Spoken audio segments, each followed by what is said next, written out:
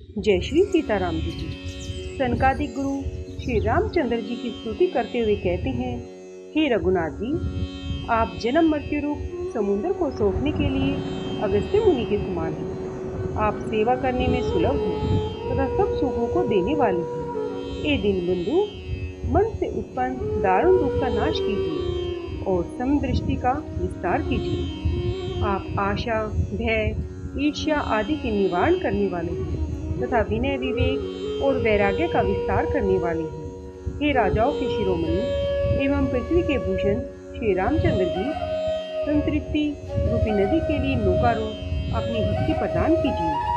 हे मुनियों के मन रूपी सरोवर में निरंतर निवास करने वाले हंस, आपके चरण कमल ब्रह्मा जी और शिव जी द्वारा वंदित हैं। आप रघुकुल के हेतु वेद मर्यादा के रक्षक और काल, कर्म और स्वभाव तथा गुण के भक्षक हैं। आप तरन तारण तथा दोषों को हरने वाले हैं। तीनों लोकों के विभूषण आप ही तुलसीदास जी के स्वामी हैं। प्रेम सहित बार बार स्तुति करके सिर नवाकर और अपना अत्यंत मनचाहा वर पाकर सनकादिक मुनि ब्रह्मलोक को चले गए। सनकादिक मुनि जब ब्रह्मलोक को चले गए तब तीनों भाइयों ने श्री रामचंद्र जी के चरणों में सिर नवाया।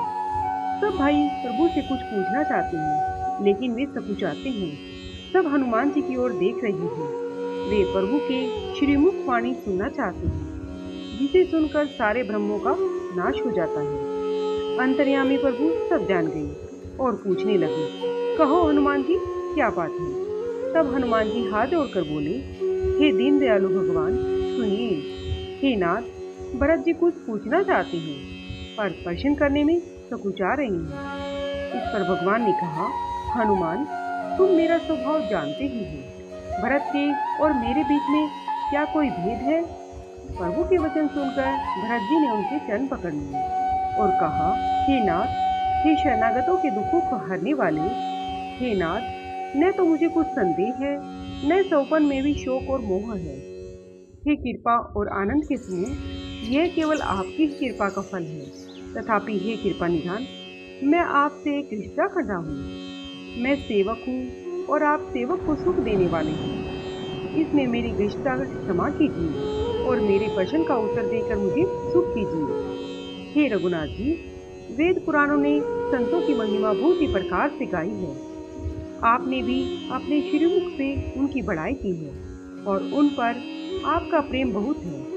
हे प्रभु, मैं उनके लक्षण सुनना चाहता हूँ।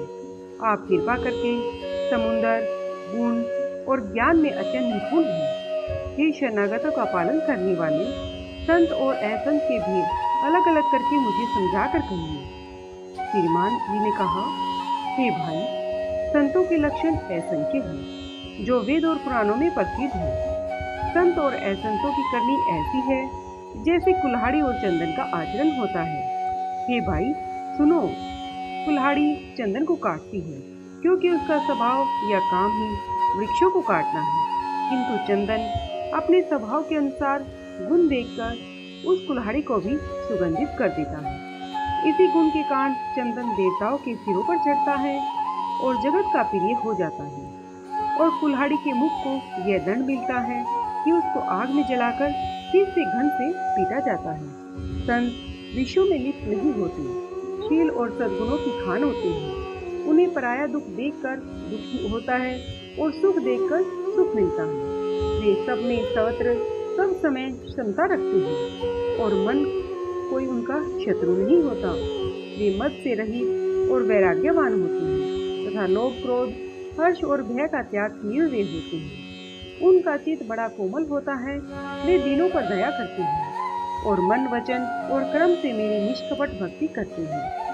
सबको सम्मान देते हैं पर स्वयं मान रहित रहते हैं। हे भरत, ये प्राणी संतजन मेरे प्राणों के समान हैं। उनकी कोई कामना नहीं होती। वे मेरे नाम के परायण होते हैं।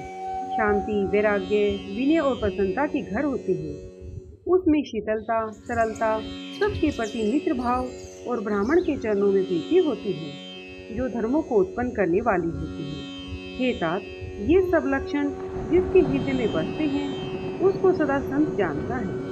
तो शम, दम, नियम और नीति से कभी विचलित नहीं होते और मुख से कभी कठोर वचन नहीं बोलते। निंदा और स्तुति दोनों समान है और मेरे चरण कमलों में जिनकी ममता है, वे गुणों के धाम और सुख की राशि संतजन मुझे प्राणों के समान प्रिय है। अब ऐसे संतों के स्वभाव सुनो, कभी भूल कर भी उनकी संगति नहीं करनी चाहिए। उनका संग सदा दुख देने वाला होता है। जैसे बुरी जाति की गाय कपिला सीधी और दुधारू गाय को भी अपने संग से नष्ट कर डालती है। दूसरों के हृदय में बहुत अधिक संताप रहता है। वे पराई संपत्ति देखकर सदा जलते रहते हैं। वे जहाँ किसी दूसरे की निंदा सुनते हैं वहाँ ऐसे हर्षित होते हैं मानो रास्ते में पड़ी हुई निधि पाली है। वे काम, क्रोध, मद और लोभ के परायण और निर्दयी, कपटी, कुटिल और पापों के घर होते हैं। वे बिना ही कारण सब किसी से वैर किया करते हैं। जो भलाई करता है उसके साथ भी वे बुराई करते हैं। उनका झूठा ही लेना और झूठा ही देना होता है, झूठा ही भोजन होता है और झूठा ही चबेना होता है। अर्थात वे लेने देने के व्यवहार में भी झूठ का आश्रय लेकर दूसरों का हक मार लेते हैं अथवा झूठी डींग हाका करते हैं। ये कि हमने लाखों रुपए ले लिए, करोड़ों का दान कर दिया। इसी प्रकार खाते हैं चने की रोटी और कहते हैं आज खूब माल खाकर आए हैं, अथवा चबेना चबाकर रह जाते हैं और कहते हैं हमें बढ़िया भोजन से वैराग्य है। मतलब यह है कि वे सभी बातों में झूठ ही बोला करते हैं। जैसे मोर बहुत ही मीठा बोलता है परंतु उसका हृदय ऐसा कठोर होता है कि वह महान विषैले सांप को भी खा जाता है, वैसे ही वे ऊपर से बहुत ही मीठे वचन बोलते हैं क्योंकि हृदय के वे बड़े ही निर्दयी होते हैं। वे दूसरों से द्रोह करते हैं और पराई स्त्री, पराय धन और पराई निंदा में आसक्त रहते हैं। वे पामर, पाप में मनुष्य नर नारी धारण किए हुए बड़े ही बुरे राक्षस हैं।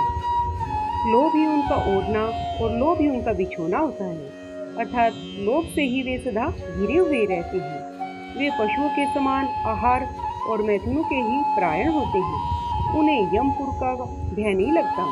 यदि किसी की बड़ाई सुन पाते हैं तो ऐसी सांस लेते हैं मानो उन्हें जूड़ी आ गई हो। जय श्री सीताराम जी की।